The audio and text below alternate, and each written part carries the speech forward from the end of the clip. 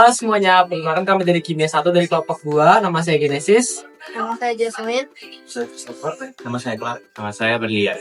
Dan kami akan melaksanakan eksperimen larutan asam dan basa dengan indikator alami yaitu bunga kembang sepatu. Oke, jadi di sini ada panci, ada kompor, ada alat pengukurnya. Di sini ada wadahnya juga. Kemudian ada sendok, sama ada penyaring. Oke, di sini ada indikator alami, netral, asam, dan basa. Oke, jadi untuk langkah pertamanya kita akan copotin dulu indikator alaminya, yaitu bunga kembang sepatu. Jadi kita tarik aja.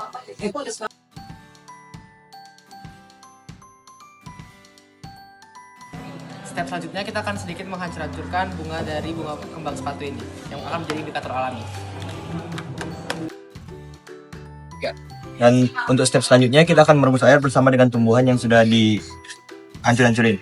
Nah, untuk airnya kita butuh 500 ml. Sekarang kita akan masukkannya ke... Selanjutnya kita akan merebus sambil memasukkan bunganya. Kita akan masukin bunganya, lalu kita akan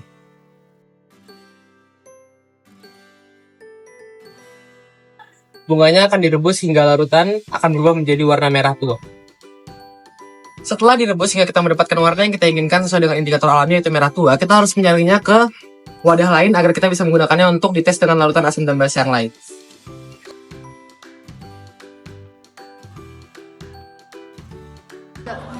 Step selanjutnya, dengan menggunakan 3 wadah tadi, kita akan meletakkan semua larutan dari asam, basa, dan juga netral tadi ke dalam 3 wadah ini.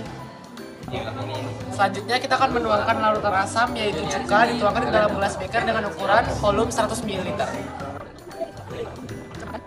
Selanjutnya kita akan tuangkan ke wadah kita. Selanjutnya kita akan menuangkan larutan indikator alami ke dalam gelas beker dengan ukuran 100 ml. Sudah, kita akan coba untuk menuangkannya ke dalam si larutan asam dan kita akan mendapatkan hasil warna sesuai dengan yang Ibu Agus berikan. Baik, untuk larutan asam kita mendapatkan warna merah sesuai dengan apa yang telah Ibu Agus cantumkan. Selanjutnya untuk larutan kedua yaitu larutan basa, saya akan menuangkan semua baking soda yang dalam sini ke dalam gelas ukur. Setelah itu akan saya campurkan dengan air untuk mendapatkan larutan basa. Pastikan larutannya juga dengan volume 100 ml. Setelah itu kita akan mengaduk si larutannya ini agar benar-benar tercampur dengan sempurna hingga dia tidak menyisakan gumpalan apapun. Langkah selanjutnya kita akan melakukan percobaan dengan larutan basa yang dicampur dengan indikator alami. Kita akan menuangkan larutan basa dengan tabel yang telah diberikan oleh Bu Agus. Selanjutnya dengan langkah yang sama kita akan menuangkan 100 ml indikator alami ke dalam gelas ukur lalu dituangkan ke dalam gelas beker, begitu juga dengan nanti larutan basanya. Setelah itu akan dicampurkan kedua larutan tersebut hingga kita melihat apakah warna dari si larutan tersebut. Di sini larutannya berubah menjadi warna hijau.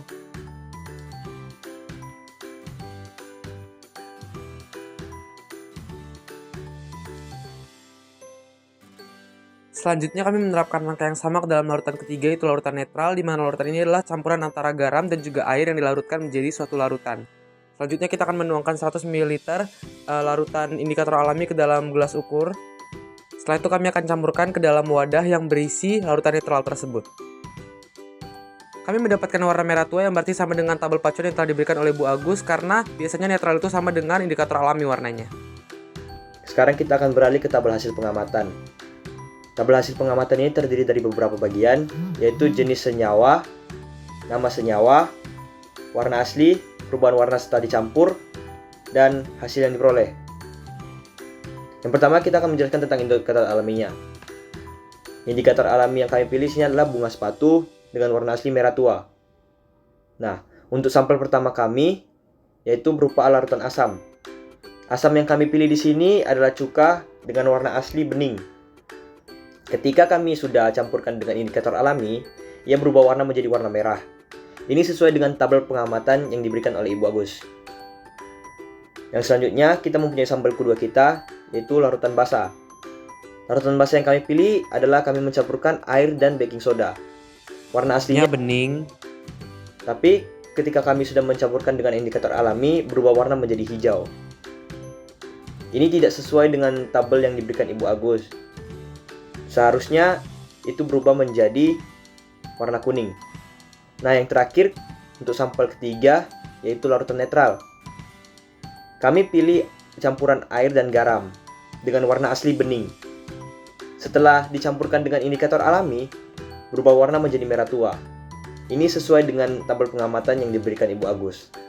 Itu saja tabel hasil pengamatan kami. Kedua, di sini saya akan menjawab pertanyaan nomor 1, di mana pertanyaannya itu mengapa kita harus mengekstrak indikator alami tersebut sebelum kita menguji coba. Dikarenakan di dalam indikator alami tersebut kami menggunakan bunga kembang sepatu, di mana bunga kembang sepatu tersebut ada zat dan pigmen-pigmen warna atau saripati yang ada di dalam bunga kembang sepatu tersebut. Jadi kenapa kita harus mengekstraknya? Karena jika kita tidak mengekstraknya terlebih dahulu, kita akan menguji coba akan sangat susah untuk menguji coba karena pigmen atau saripatinya masih merekat di dalam bunga tersebut. Jadi karena itu kita mengekstraknya terlebih dahulu dengan cara memotong, mengulek ataupun merebus supaya pigmen atau saripati di dalam bunga tersebut bisa memisah dari bunga tersebut dan kami bisa ambil saripatinya untuk mengetes pH.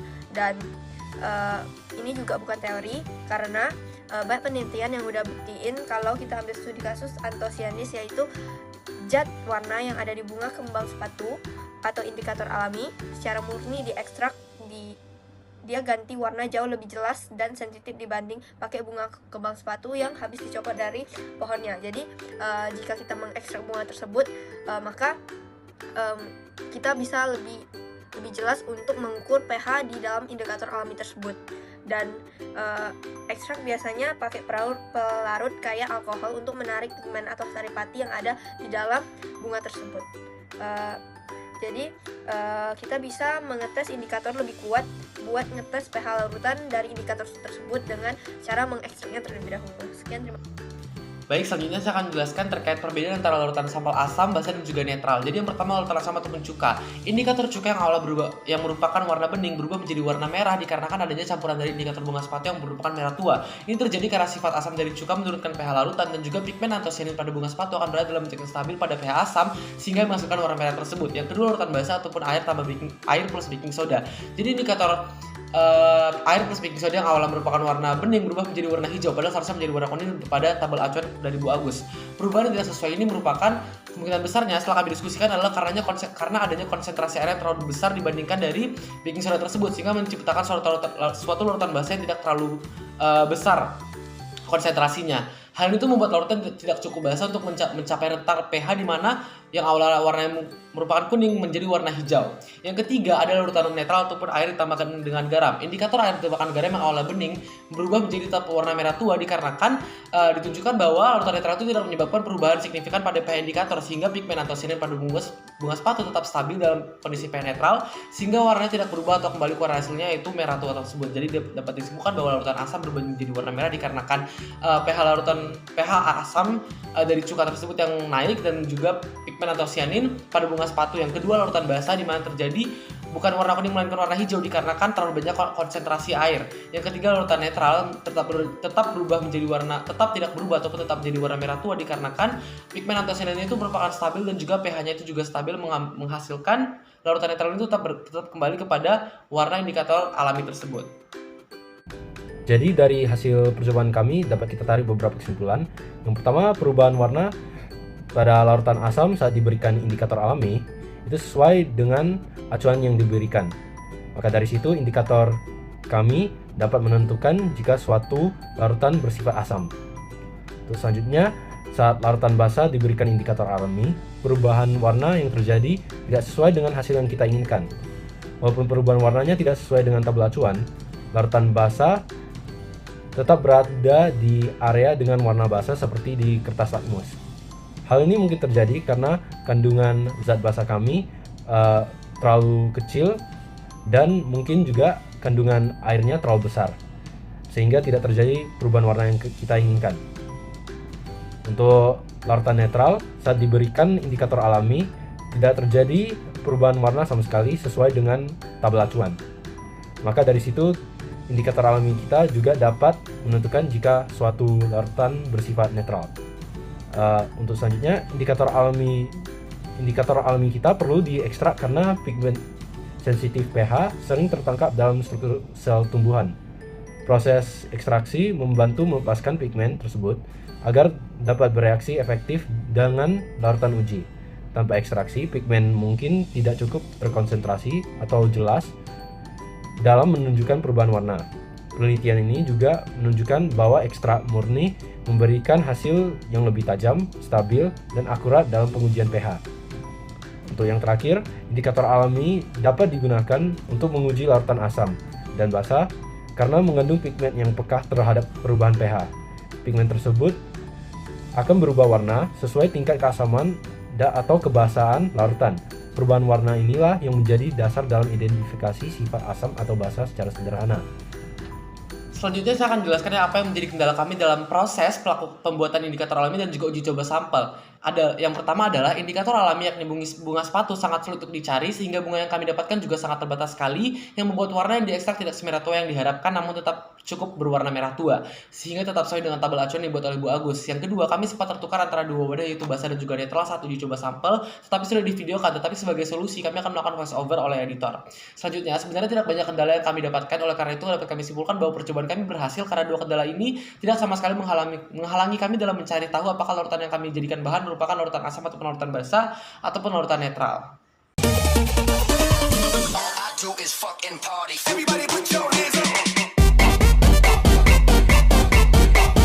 Happy, happy,